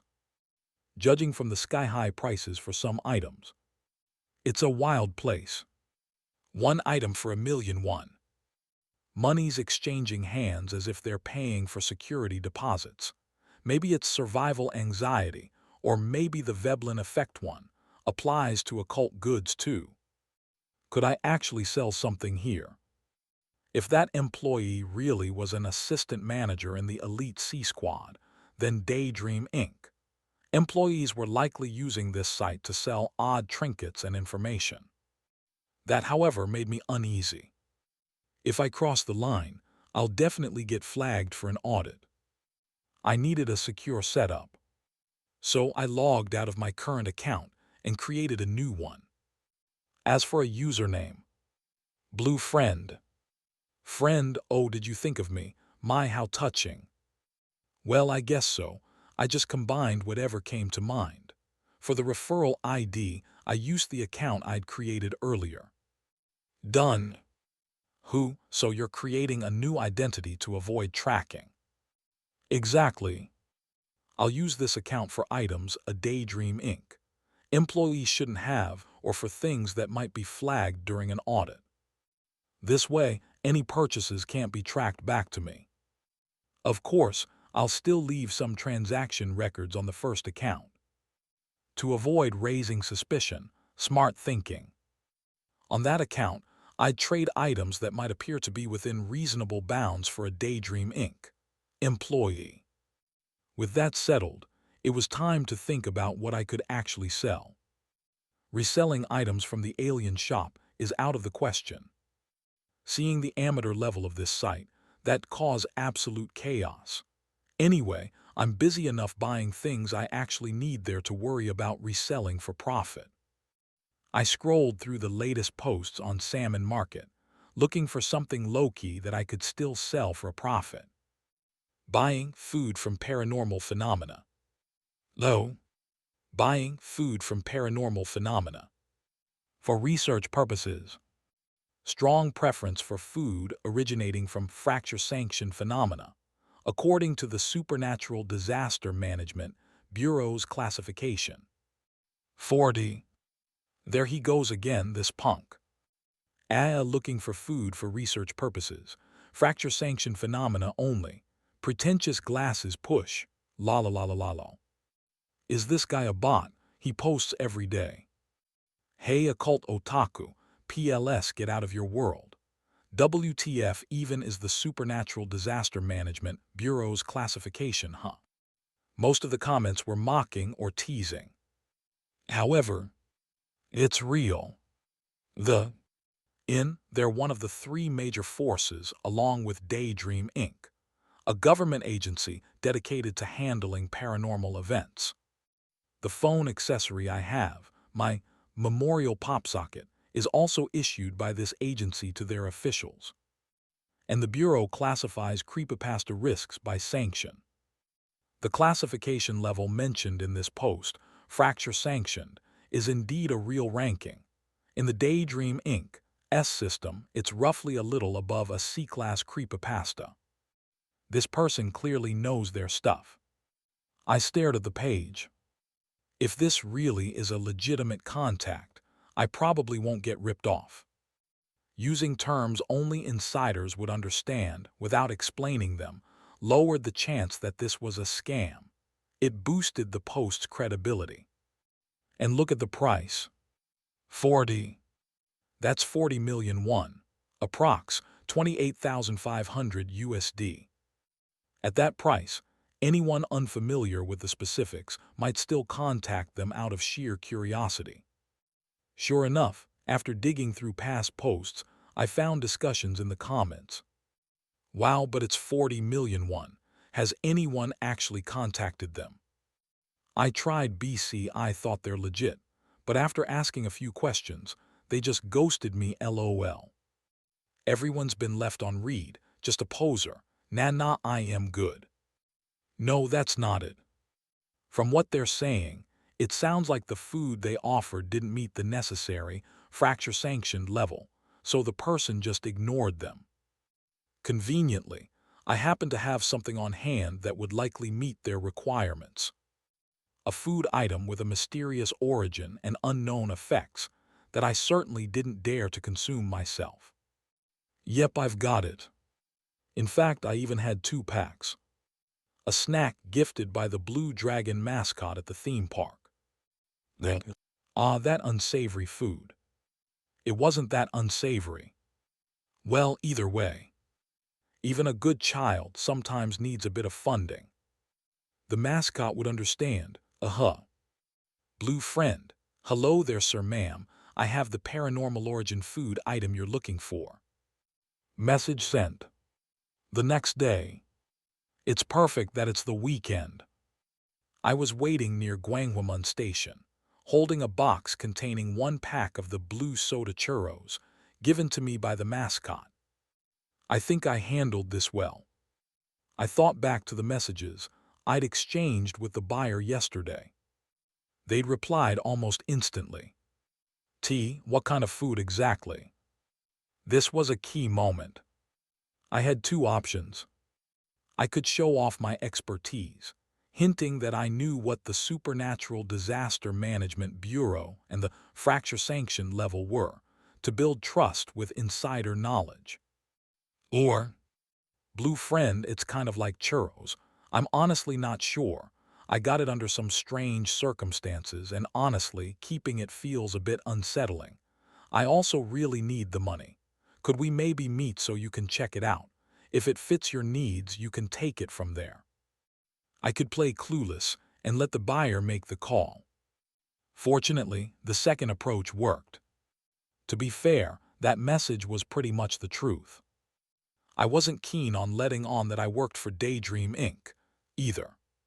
So here I was, waiting near exit 5 of Gwanghwamun Station, 7 minutes ahead of our meeting time. If anything feels off, I'll bail. I stayed alert. Soon, someone approached from the direction of Chingai Plaza, glancing around near exit 5. There, with the way they were scanning their surroundings, it was clear they were here for a transaction. Tall, dressed entirely in black, and wearing a mask, the person walked over as soon as our eyes met. You must be the one from Salmon. I nodded, opening the box to let them inspect the contents. The person reached out a gloved hand. Their voice sounded young, but I didn't expect them to be this cautious with their identity. Not that I'm one to talk. I'd also dressed in a hat, sunglasses, and anything else I could think of to obscure my face. Hood pulled low, I kept my eyes on their movements.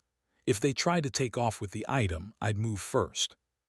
The buyer ran their gloved hand over the box and nodded before taking hold of it. This is exactly what I was looking for. Then they handed me a small box that looked like a sippy cup.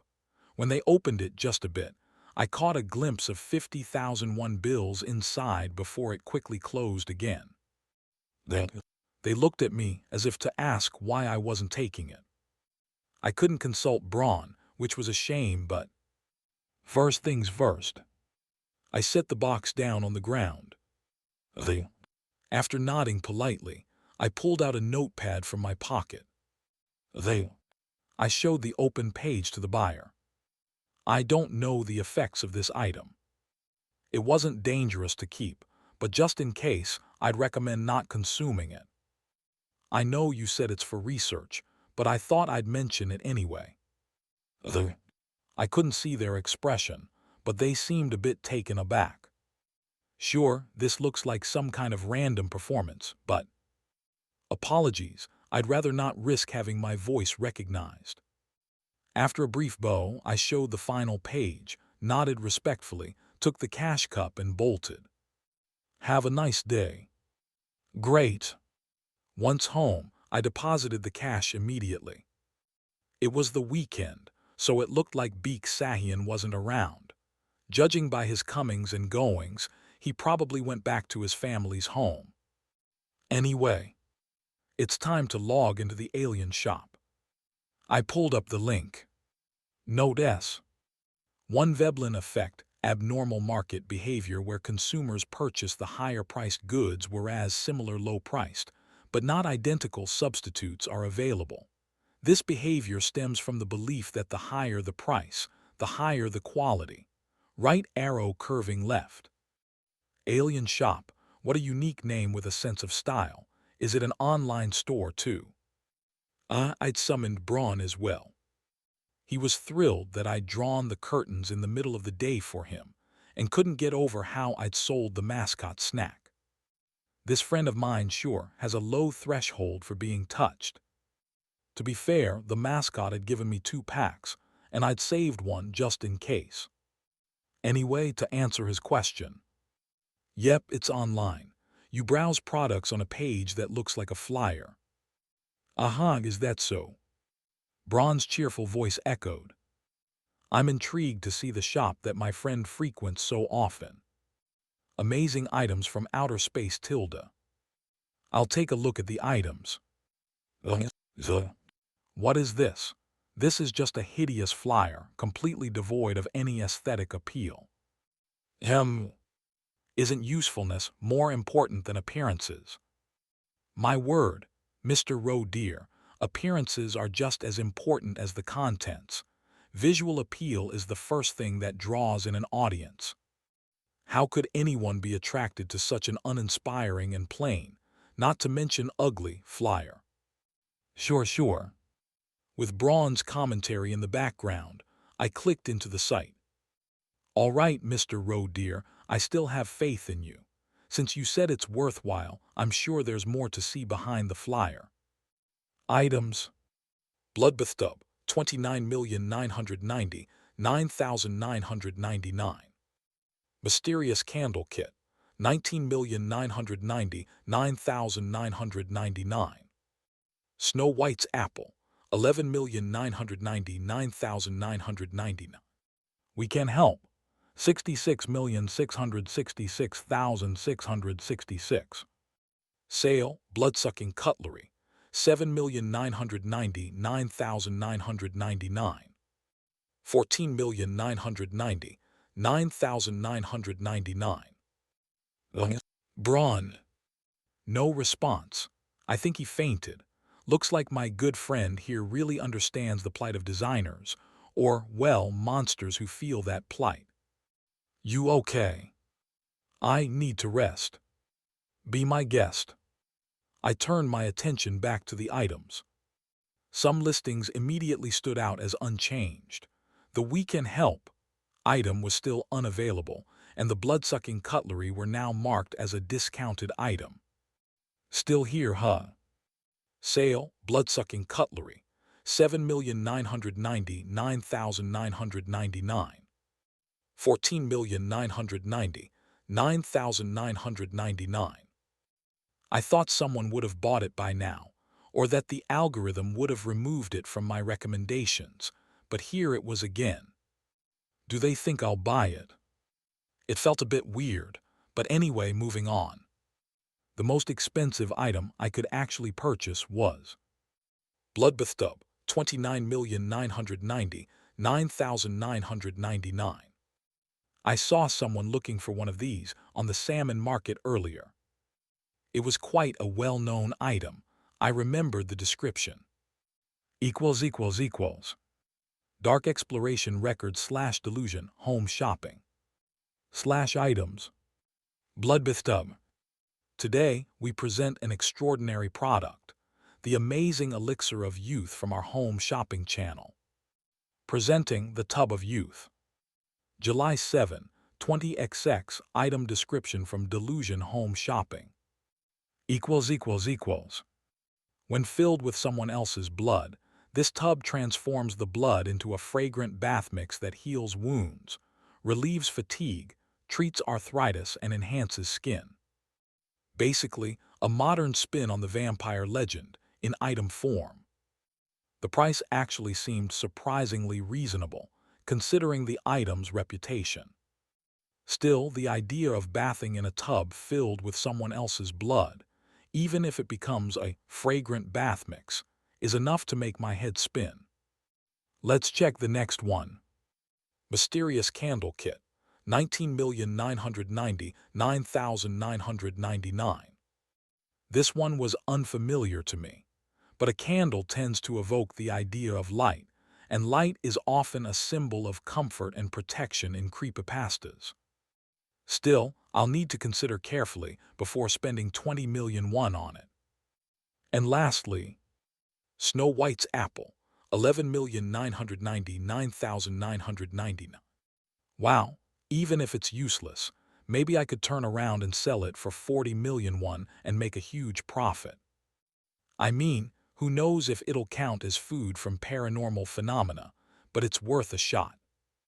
The post seeking food from paranormal phenomena was still up, and the buyer was looking for research purposes, so they'd likely keep buying. Given all this, my choice was clear. These ones for sure. Mysterious Candle Kit, 19,999,999. Snow White's Apple, 11,999,999. Sale, Bloodsucking Cutlery, 7,999,999. Equals 39,990,997. As I mentioned, light is the antithesis to a creepypasta, and an item that produces candles. I had a feeling that candles from this kit might be related to defense or protection. It's a worthwhile investment, even if it's expensive. Snow White's Apple, too, was appealing for similar reasons. If it's called Snow White's Apple, it probably has something to do with sleep. I really need some quality sleep these days. If that apple can actually help me sleep deeply, it would be perfect for me. My efficiency would skyrocket and my survival rate would soar. Please just let it work. I hit the purchase button, desperately hopeful. And if it doesn't work, I can always sell it. A fallback plan is in place, just in case. Now for the last item, blood-sucking cutlery.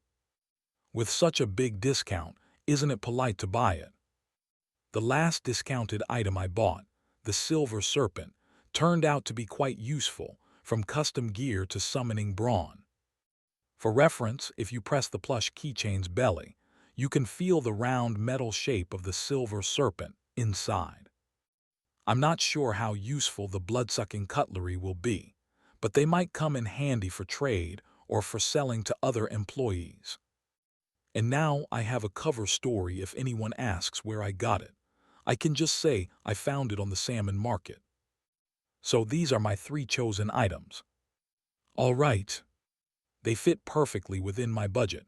Time to finalize the purchase. Mr. Roe Deer. Out of nowhere, Braun called out to me. About that bloodbath tub. What about it? I would like to have it. The what? Friend, would you consider giving a gift to this Braun here? Thanks for watching. Please subscribe and like the video and comment down if anything wrong in the story, and if have any suggestion to a new novel or want next part of any series, comment down. Our target is to get 1K subscriber. There will be SUPRISC for all of you. Stay tuned.